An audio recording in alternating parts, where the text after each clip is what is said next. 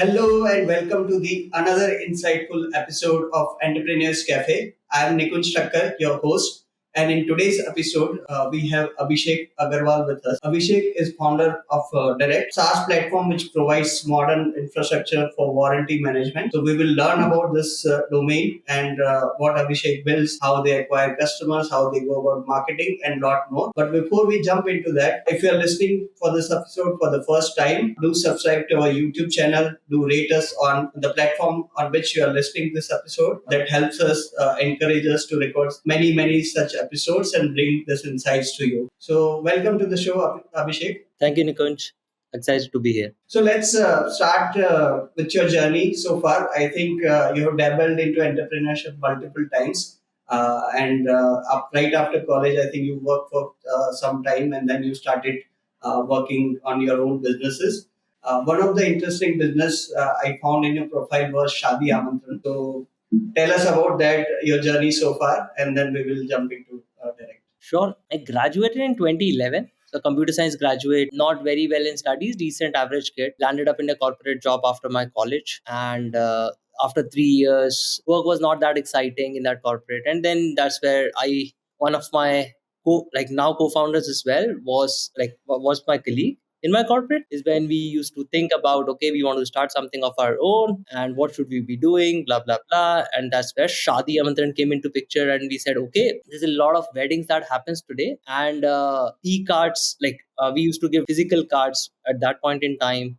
It was 2014. That's when we said, why don't we digitize these cards and help people create memories and store those memories for life, right? So that's where the concept of Shadi Amantran came into picture, and we said, okay, can we go into organizing this, the unorganized sector after that, right? Getting the caterers, bandwalas, and all of that onto one platform like a marketplace and let people choose, right? So we landed up building this platform. Like, we started from Pune, we onboarded a lot of these vendors, but scaling became hard for us, right? So it was like a chicken egg problem wherein getting customers was a pain, as well as maintaining the quality of these vendors was kind of getting challenged. That was the first sting for us in the entrepreneurship, and then it kind of helped us learn a lot of things about why to do what and what not to. And since then, I think you've done a couple of other things, right? So you built a company called Tap on Air, and then you built Neurotags. Finally, you are in Direct.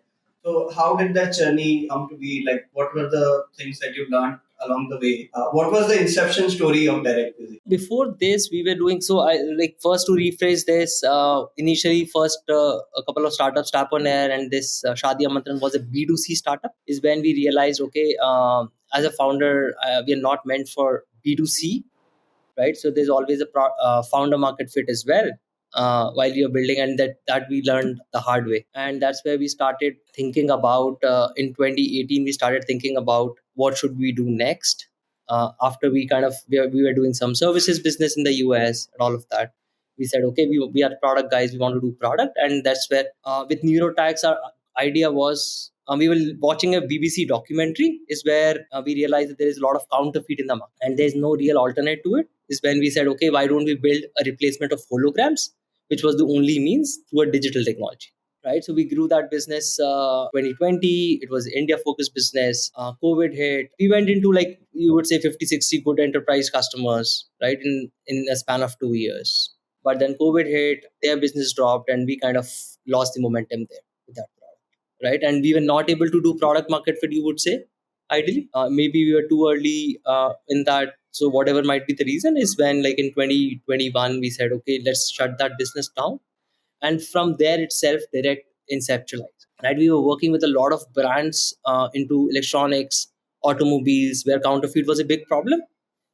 When we started working with their teams deeply, and we started listening to them, what are the problems, what are the other problems that they're facing, right? So one interesting problem that they were facing was there was a lot of returns and replacements and service coming through, and these people were trying to sell online. Now they never had the infrastructure to sell online and then handle these returns and claims, is how, like, Direct got inceptualized. So, in layman terms, if you were to explain what Direct exactly does, how would you explain?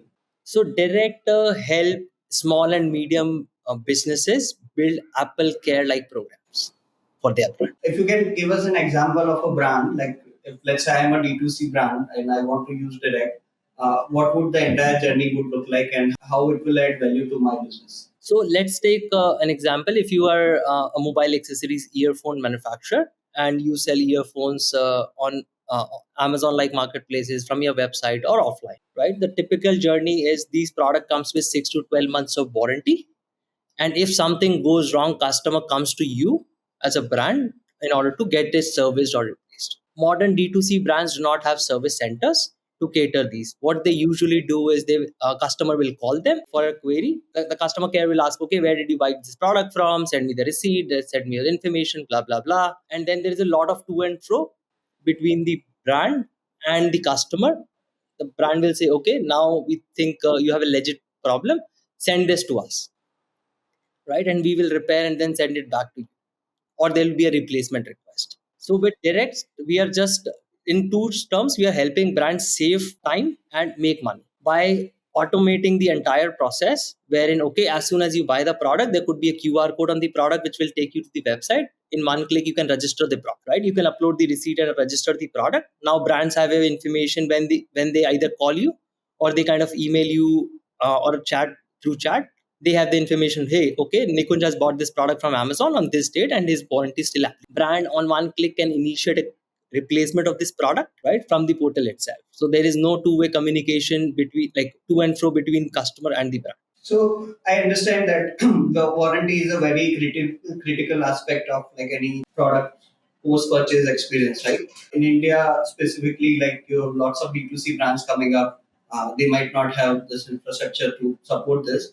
So this platform definitely helps them. How did you go about conveying this problem statement and acquiring customers? So how did you onboard your first customer? So back in 2021, we started. First, our early customers were customers, some of them were from Neurotax, wherein we already have them, we had these relationships, and that's where we iterated the product with them, right? So our initial design partners were our earlier customers from Neurotax. When we describe value to these brands, so first party data is very, very critical for these brands. Most of the brands, even the biggest of the biggest brands, have 80% of their revenues would come from Amazon or Flip, and these brands do not know who they buy. Our first entry point is the product registration feature, wherein it allows them to get these customers into their funnel and push it to their marketing automation, wherein they can upsell and cross sell. So that's the first value that we provide for the brands. That's the easiest, and that's the easiest to convey. So in your communication, you talk a lot about first party data. So what is the importance of this, and like why so much emphasis on this one? So we all know that acquiring customers are getting expensive, and brands do not want to rely on. There have been times like in 2015 until 2020, brands were only reliant on Amazon ads, Meta ads, or Google ads, right, to acquire these customers. But people have realized that it is not sustainable at all after so many years, and hence first party data. If you have a happy customer who purchased a product from Amazon, if you tomorrow talk to him, want to engage with him, there are high probability that he would buy a product. So the CAC comes drastically low in here, and if the products are good, they might end up buying family of products, right, which is high margin for you as a brand, and it makes you profitable. And I see that you have acquired some of the good names from the industry like Niemans and Siska. So, what is the customer acquisition strategy? How do you go about finding these customers and then taking them on board? There are only two channels that have worked for us. Primarily, referrals are the first biggest one, wherein our happy customers refer it to other customers. Say, hey, why don't you look at their service? And because founders talk to other founders a lot, right? And word of mouth is the best one, and that works for us. Second is usually we get from Google Ads. We are not been successful in running outbound campaigns, but it is majorly Google Ads that have helped us. Wherein, okay, companies, marketers, and after sales people are looking for such a solution, out of the box solution, and hence they kind of reach out. I think you are also selling to different markets, not only in India. So how do you go about like acquiring custom from US and other markets? Is this the same strategy, or like there you apply a different strategy? Strategy is kind of very similar for us. I'll tell you a very interesting story of how we ventured into a new geography like US. Finding a customer in India would be easier. Finding in the US is little harder because you don't have a physical presence, you don't have a brand built there, and all of. We started running A/B test Google Ads, right? And because this was running working in India, we said why don't we try test in the US market, US and Europe. So one of the agencies, right? So brand said in it was a Europe, Italy, right? So it was an Italian brand who went to his agency and said, hey, we are looking for a product registration, warranty registration software to collect email subscribers. Can you find? The agency guy searched on Google, saw our ad, we spoke, right? That's how we got our first customer. And eventually today, the consultant who sold our first product is our global sales of head for Direct, right? Because he Okay. saw potential value in the product, which his customers could leverage. He said, okay, why don't I start selling to other customers of mine? And then eventually he came on board to us, and now he's heading our global sales, North America and Europe. That is great. I think customer becoming an employee. I think I've seen in multiple startup journeys that happens very late, but when that happens, like it is a very strong validation that your customers are becoming. They believe in your vision so much that they are ready to join you. Correct, correct. So these people hang out with their customers. They know what their needs are, what their pain points are. I think if they validate your product, nothing like it. Let's talk about team building. I think you have a co-founder, and you guys have been working together. So how did you meet him, and then how did you decide that we will start building this brand together? So as I said, Yogesh, who's my other partner, he has been with me since college. We haven't met in college so much, but we became friends during our corporate stint. And he, again, coming from a Marwadi family background, right? I coming from a Banya family. So the natural instinct was, okay, we have seen businesses happening in our families, and we were not happy with our corporate job. We both said, okay, there might be a little hardship in building something of our own, but there's no harm trying. So I think that vision and that alignment holds both of us together. We don't shy away from working hard. So smart work and hard work is kind of a combination that we try to incorporate into our work, and then it's more on trust, right? We immediately gets, okay, if the other person is not happy or maybe is going through something, you would really immediately realize and say what's going on. I think those personal relationships built over time would definitely help in some of the other aspects in business. So in typically like a lot of businesses fail because of the co-founder conflicts. If you know your co-founder well, then the chances of success are very high.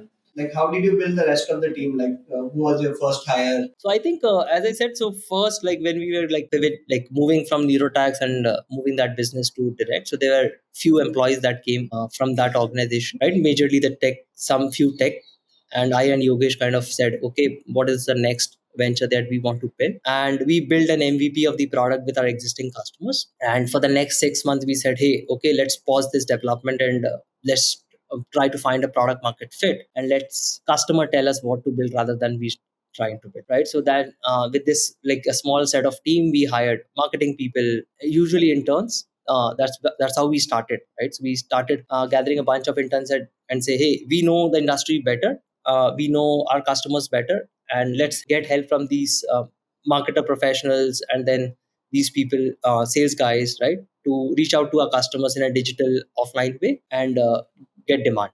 So as we kind of grew, a lot of content marketing started happening, and we started working with some agencies as well for Google Ads, sort of thing. I would say small team today as well. We want to keep it small, but highly effective people who understands the vision, product, the industry very well, right? So that is very, very important in a B2B setup like this, right? Because we are in a B2B vertical startup space. It is easy to build skills in people. It is difficult to help them understand the vertical that you are operating in and its nuances. So it takes a lot of time. So in terms of industries, you target a wide range of industries from like automobile to electronics and like a lot of others. So how does like the customer behavior change across the industry? What are the expectations, and then how do you make sure that the platform fulfills the need of these customers across the industries? So there are nuances across verticals, across geographies, right? So example, in EU,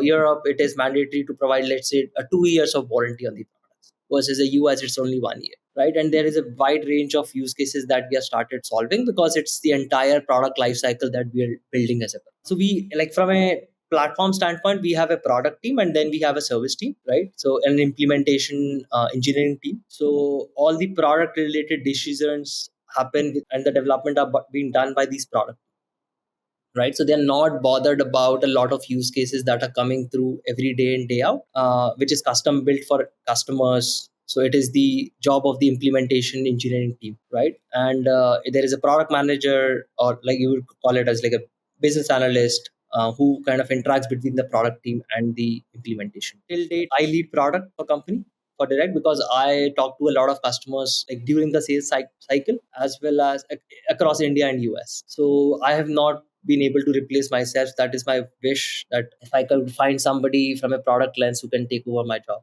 I think that is every founder's wish, that find somebody who could think like him and then execute like him. But that rarely happens. But you obviously, like, over the period of time, you'll find people who can take a certain part of responsibilities and like run independently. So what is the one thing that you've learned about like hiring people, specifically like being based out of Pune? How does the hiring changes? We have a lot of SaaS talent in Bangalore and Chennai, but in Pune, how does the hiring changes and the mindset changes for people? So Pune is not very fast paced as a city, right? You can say even the mindset of people is not that fast paced. People have not seen startups grow that way. Vis-a-vis in Bangalore, you might have startups in every corners of the city, and people know the value of stock options because people have made money. It's more of like a Silicon Valley, and people have seen a lot of investment coming. Unlike Pune, primarily being a services, like it is known for two things. One is automobile sector, other one is IT services. But product companies are growing up pretty fast. We have iCertis, we have Dhruva, we have a Mindtickle, right? A few number of unicorns that came through Pune. So yeah, it is evolving really good, and the good part is you find good talent, not at an inflated cost. Attrition is not as much you would find in other places. So have you always thought that we'll build a company out of Pune, or like you have had thoughts that okay someday we'll move to Bangalore or some other city? I quite often have these thoughts multiple times, right? I keep visiting Bangalore very often.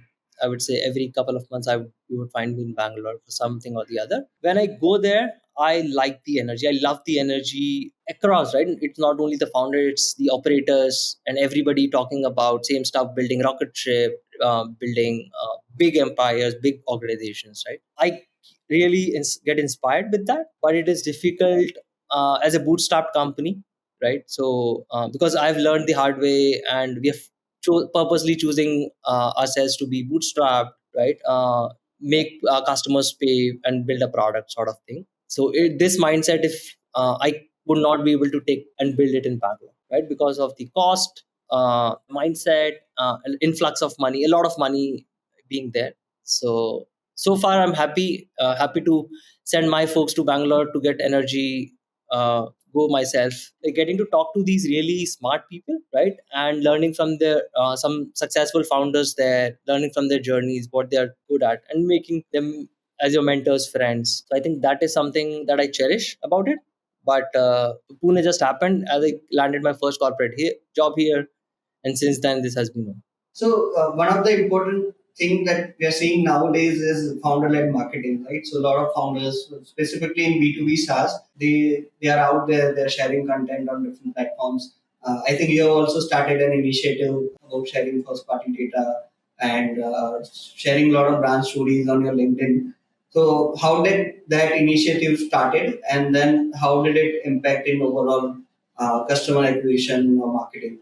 First thing first is everything has become remote, so it is important to let people know that you exist, right? There's so much of content around, there is so much of noise coming through, and I personally believe that okay, if you're able to engage with a relevant audience of yours rather than engaging with thousands and ten thousands of people who are no relevance to you. And that's how, like, we have always thought from a first principle, okay, is am I adding enough value to my customer set, right? LinkedIn is more of professional networking. My job goal is okay, can I get connected to good founders, or can I get relevancy among my customers? right? Prospect customers. That's how, like, I'm not an extrovert, to be honest, but it's my marketing team. It's they came up some one day and said, hey, why don't we start doing this? Because you have a depth in knowledge in terms of the industry when you talk to customers, and which we also might not have. And hence, from there, we started a newsletter, and then recently we started a podcast around this. So far, people have been loving the content that we are creating. So would love to get more of our customers, prospects onto our podcast, onto our newsletters, talk about their problems and how do they think they can solve it. Let's talk about pricing strategy. So there are multiple ways to like go about pricing. Like how do you price your customers and what is the average ticket size? How do you see like the entire pricing play a role into this kind of a platform? So pricing is very different across geographies, right? So since it is a SaaS platform, you have an intangible product. So we usually sell benefit-based pricing, right? So the ROI-based pricing usually we do. So India has a different structure. So we have 3 tiers of pricing out of the box. Right, there's a startup plan, there's a growth plan, there is a scale up plan based on features, number of seats. So far, we have done this, right? So it starts from $300 a month, right? The standard package goes up to $1,000 a month. So those are like pricing range, and then there are enterprises who have a very different structure to it. So we also learned pricing. Pricing is very very difficult to kind of get to a product market fit. We are also iterating to it, and future people say that okay, it's with AI coming through, it has to be, I would say, success based pricing, you can say, right, based on the consumption based, success based, whatever you call it. I'm excited to kind of iterate through that and then experiment in the next year. So you spoke about AI and the impact of pricing it is bringing to it. How does AI play a role in your product? Where are you using AI currently and how do you plan to use it going forward? And overall, if you can give us an idea about how is AI impacting this industry, right? So a lot of industries are getting disrupted. But specifically for, let's say, brands to stay on top, provide great customer service, post-purchase experience, how is AI playing a role? So for us, so we want to simplify this entire process. Firstly, AI, so that AI is in beta for us. So it has not been, it's not, I would say alpha only. So we are on, it has not been rolled out publicly. How we look at this industry is how in, it should be as quick as, okay, we were talking about this earphone example. I had a problem with this earphone. I went to the brand's website. I said, okay, this is my problem I'm facing. With IoT devices coming in, there could be a configuration problem that I might not be doing well. Can AI troubleshoot then and there and tell me, okay, this could be the problem. Have you tried this?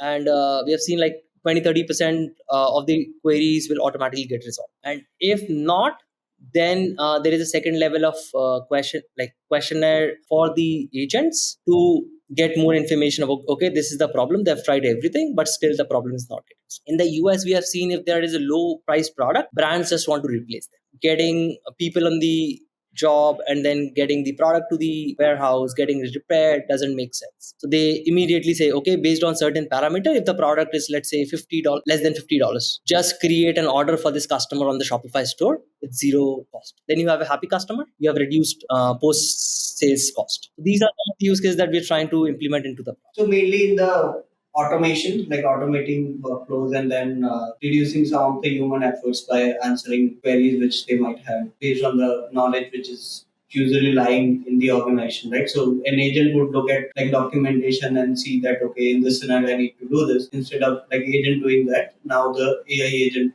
would perform that step. So you spoke about difference in behavior in like India and US, like how do they handle like customers? What are the some unique things that you have learned in your journey about warranty management in different markets? So India again. In the past, what we realized was India, a lot of these things people do not want to automate a lot because manpower is cheap. Vis-a-vis in the US, adding one person easily costs them $50,000-$60,000, and if a product can or a software can do it at 1/5, 1/6 the cost, they're happy to. Second nuance we learned hard way is India is more about getting more features. People would ask for a lot of features, even would they would not need them, utilize them. If the customer have thought that okay, I want this feature, they would want to have it, will become a deal breaker. In the US, it's more of whether it will add value in their own life is how they would prioritize having that feature. Right? It could be a must-have feature. feature, or is it a good to have feature? So those are the primary differences that we have seen. And third thing is the budgeting. In the US, the budgeting is little structured, right? Every year they would have budget, they would have certain priorities, and based on that, they would pick up certain initiatives, and they would happily say no this year. But if they would see a value to it, if they are prioritizing it for next year, they will definitely come back to you, say, hey, let's talk maybe next year. Versus in India, people, we do not have a lot of budgeting, and it comes like ad hoc, random. One of the things that I saw on your website was there are a lot of G2 badges. That means customers are happy and then they are providing reviews. How do you go about like collecting feedback from the customers? How do you ensure that okay, they provide their feedback on these platforms? Well, this is one of the very important things for any B2B SaaS to have reviews on these platforms to build the trust and acquire like new customers. So it sort of helps in like creating the trust. So how do you go about that, and like what have you learned about like acquiring customers and importance of customer reviews? I think since us right now is a high touch product, so because our implementation team is involved at the time of, like, once the sale happens, we do the implementation process and we onboard the customer, right? So from the sales till the time customer goes live, that's right now is the aha moment that we need to create, right? That's what our implementation team has been able to do, getting that smooth implementation for them. And as a part of, and we know that okay, having G2 reviews and reviews, like having user generated reviews on a public platform, really builds trust and confidence among our process. That's how, so we have in this our own framework of implementation. We have certain NPS, like certain, I would say, benchmarks that we have done to gauge that there is a happy customer at the time of onboarding. And towards the end of onboarding is when we kind of our implementation team goes and asks customers for feedback. We're able to get good reviews so far, and hopefully keep it going. Is there any instance where like a customer feedback helped you in like building some capabilities which were already not there? Or how do you go about that process of building product roadmap that aligns with the customer need? Most of our features, as I said, Nikunj, in the past like 6 months, when we were going to the US geography, we did not build a single feature. We will all on maintenance mode, right, and helping understand the markets better. So till date, whatever we built is based on custom. So we have two kind of features that we build. One is features for the future, which are majorly insights driven, which is automating the current workflows, right? So these are features of the future. Features of the current, of the present, are majorly customer driven. Customers tells us, okay, we want this feature, and we talk to them a lot before building a feature. What is the ROI, right? Why they would want to build that feature? So that way, two things happen. One is we are able to get a strong conviction of the feature that we are building. Second is we are able to understand their industry, their processes much better sitting here, right? Because they are living it day in, day out. That's how we prioritize our roadmap of the product. So there is a separate team that we have for features of the future, and there's a separate team for this present workflows that we have. Have you ever said no to a customer? We have multiple times, and I will tell you a funny story with a customer. It was 4 months back, to be precise, and we were talking to him. We said, hey, this is not in our roadmap, and we don't have these capabilities. We don't intend to build this feature. And Wyatt, who's my head of sales, he said, hey, Abhishek, we have been talking so much. He went and visited to that customer and said, okay, these are the features set. We said, okay, it's a 60-40. 60% of the features are already existent, 40% we need to build. We saw, okay, how many people would need that? We said, okay, we have spoken to a lot of customers who would need it, but we did not wanted to build it right away. So we said, hey, why don't we did not wanted that customer because our other pipeline would have got disrupted. So we said, okay, we cannot say no by this. We will increase the pricing of implementation and say, hey, we do not have these 40% of features. Only if you're willing to pay for us to build it, we would want to have. Luckily, we got that customer. Luckily or unluckily, team is on it. And I think in this month, we should have a rollout for them. And in India, we have started saying no a lot because, as I said, it's a feature market. People want features until unless we say, okay, it's a 90% product market fit. We already have these features. We will not have to build it a lot. We not have to build a lot for this market. So yeah, we are just carefully taking our steps. Any weird stories around like customer acquisition, like where you're just, there are a lot of stories, particularly one, it was last year March, right? We got an inquiry using a Google ad that we were running, and my head of sales was not available back at that point in time. A demo was scheduled, and I was just chatting to the prospect. And the first question the person asked was, "Okay, where is the company headquartered?" I said, "It is headquartered in the US." He said, "Do you have a US sales rep that I can talk to?" And I said, "We do." He said, "Okay, ask him to call me." He did not want to talk a lot with an Indian guy. Like it's not with all of the customer prospects that we do. It's just that one funny weird incident that we had, and then we said that, oh, this guy thought that this is an Indian company. He did not like Indians and all of that. And when my sales guy called him, they chatted for 40, and that was the fastest deal that we closed. Right, in a week's time we had the customer with us. So eventually, like he went ahead with you, and he still knows that you are like most of the team is based out of in India, right? So like, how did you overcome that apprehension that okay, because building that trust, a lot of people have this mindset, right? They would have some perception about country, about geographies, about people, and then it's sometimes very hard to like manage having conversations or going about the deal. So you were able to close it, and then how did you like overcome that? I think that is like, I think G2 that we were talking about, that is again a part of building trust. So a lot of customers that we talk to today as well, we have relevant case studies of the US North American brands that builds a lot of trust, right? So two things that we have learned. One is, have you worked of a similar size customer, right? If you're talking to an enterprise, they would want, okay, have you worked with an enterprise of their scale? Second is, if you have worked with a customer in their industry, if you are able to showcase these two things to a customer, then they are able to go and sell internally to their bosses, and that does the job. So let's say if you're starting direct again, what would you do differently? I would start directly from the US, right? So I will pick US as a geography, have a couple of anchor customers in India, maybe, but not build for them. Why is that? Because you would not end up building features. You would want to solve certain high value problems. Your product should not be features. Your product should be value. In less number of features, right? How do you optimize for time for the customers and drive more revenue? So in India, we have, like as I said, neurotypes we have built for the Indian market. We build a lot of capabilities which were not utilized, right? And tech is expensive. Your time opportunity cost is expensive. So building for global markets will, they will appreciate your time. They will tell you what they would actually need to solve their problem, and not have their wish list in front of you. What is in for the future? Like, how do you see Direct evolving in the next phase? And overall, this industry, like warranty management, there are a lot of new things are coming up.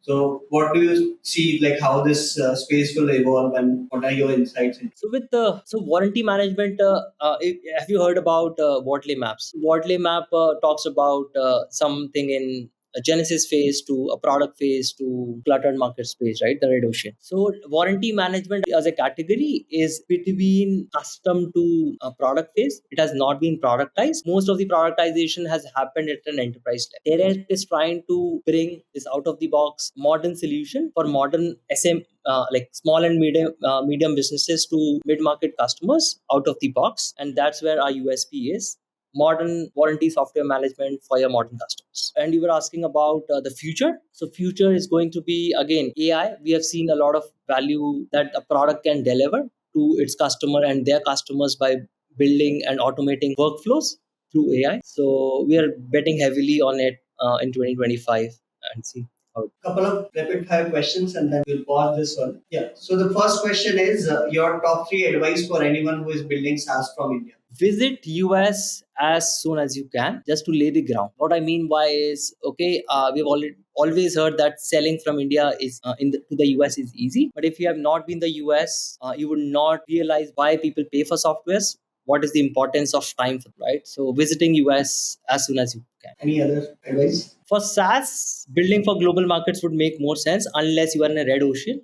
So if you are in a red ocean, you can go across geographies. You can go SMB. But if it's a niche vertical product, going after mid market and enterprise would be the key. Which are the top books that you recommend people to read? So there are a lot of them. So the Lean Startup is one. I've been reading almost for 6-7 years now. Right, I keep going back there. There's a really good book, The Traction. Right, it talks about how do you market your product. It is not. It's a little old school way of marketing, but it's really impactful. Yeah, these are the two that I usually prefer, and there are a lot of that keeps coming and going. Not non-entrepreneurship based. Ankur Warikos is one of them, right? So very, very life philosophical sort of. What is your go-to method for learning new things? Chat GPT these days, I'm sure like a lot of people does it, and that has become a superpower for me as well. What are the go-to resources that you refer to stay updated in the industry? From an industry standpoint, we have because we are building in the warranty management space, so we go to industry conferences, we subscribe to industry magazines and newsletter of theirs